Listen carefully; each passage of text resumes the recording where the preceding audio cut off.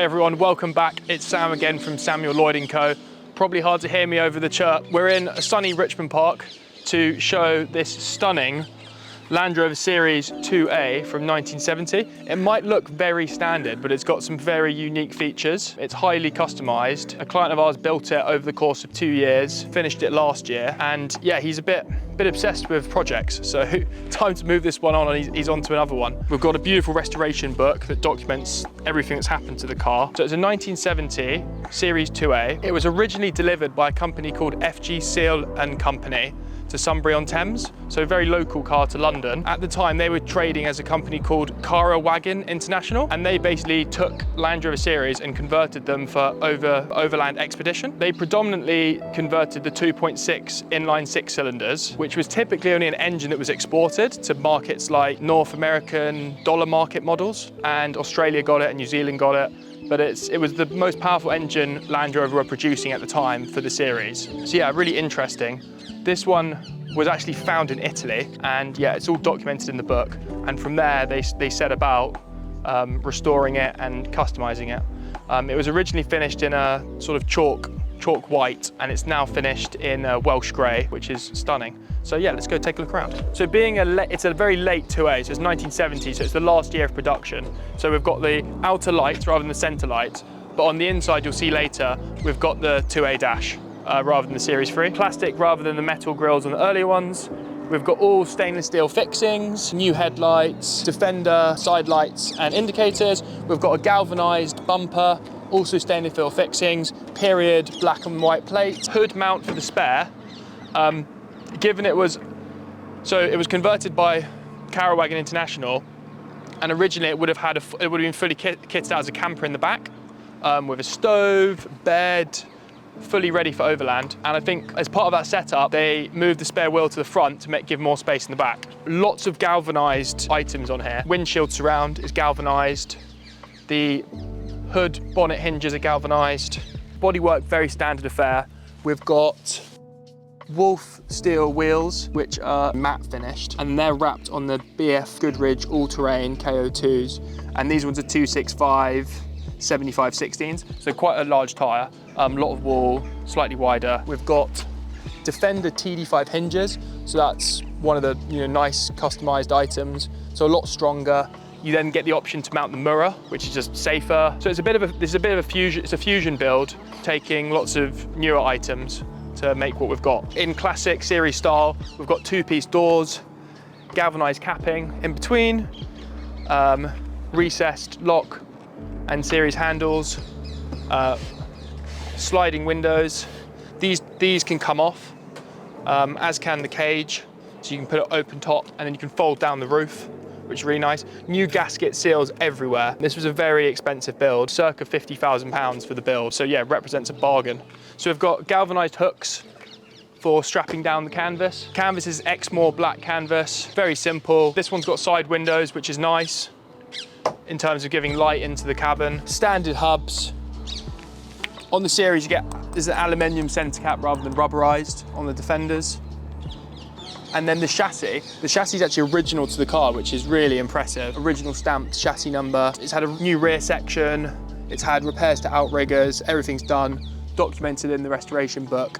And then it's been hot dip galvanised, so it's ready to go. Great, it would be a great vehicle for anyone that's wanting to use it on the beach, the coast. It's, yeah, a lot of longevity from the galvanisation process, which you don't get from standard steel chassis, which they pretty much they can evaporate in salty conditions. This one hasn't been anywhere near the sea. It's only been used in London.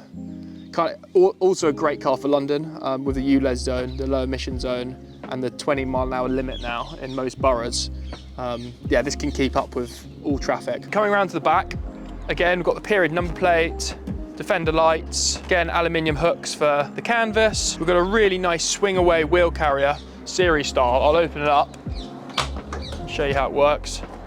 So that comes away, which is great. And then you've got the tailgate,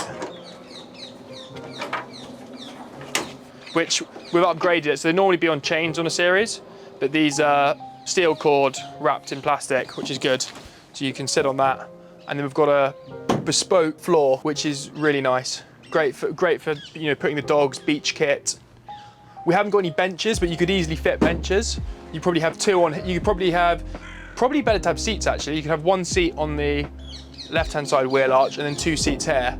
And then that would make it a six-seater with lots of luggage space. That's something we can do if anyone's interested. Again, all new seals, galvanized trim everywhere. I think galvanization is a great process for these series because they're very, utilitarian. Cage is a heavy-duty steel cage. It's made by a company called Purely in the UK.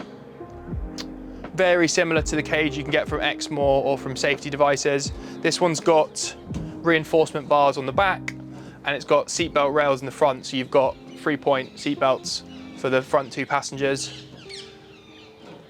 Looks really good, very structural. We'll close this up.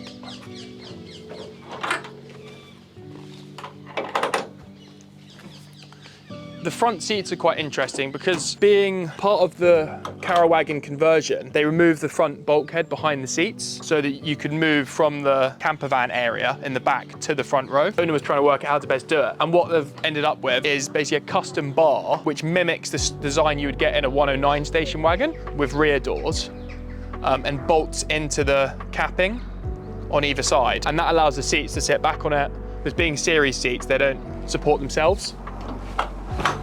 And the nice thing about it is it's been slightly shifted back.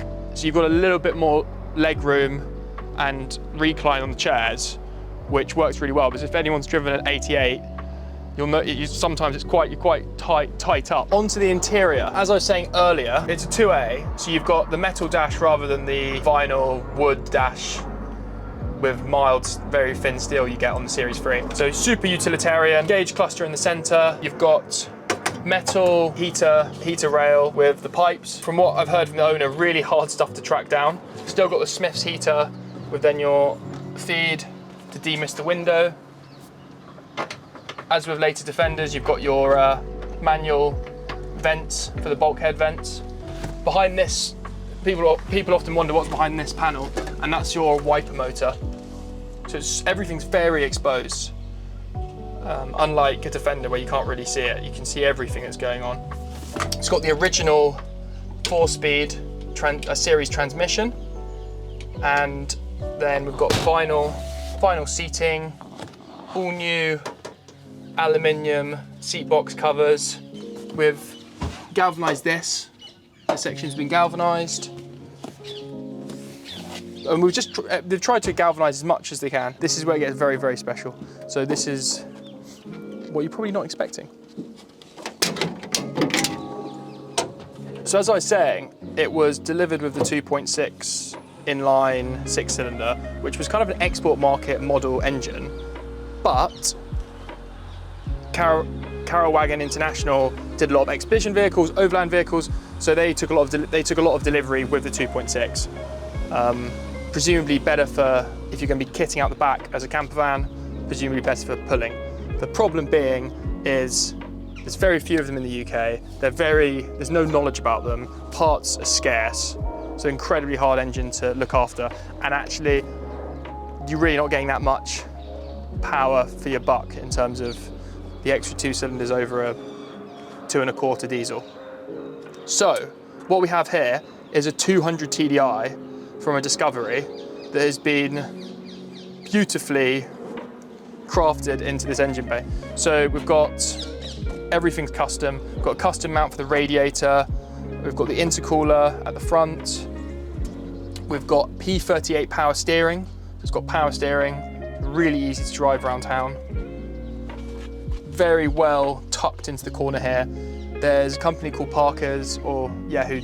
They document quite a lot of engine conversions, power steering pump conversions, and I believe the owner took a bit of inspiration and guidance from them. The air cleaner box has been really well tucked away up in the corner underneath the wing. We've got new master cylinder, new clutch cylinder, master cylinder. Engine's had new head, new auxiliaries. It was a low mileage Discovery engine, and then it hasn't been fully rebuilt, but it works really well, very powerful.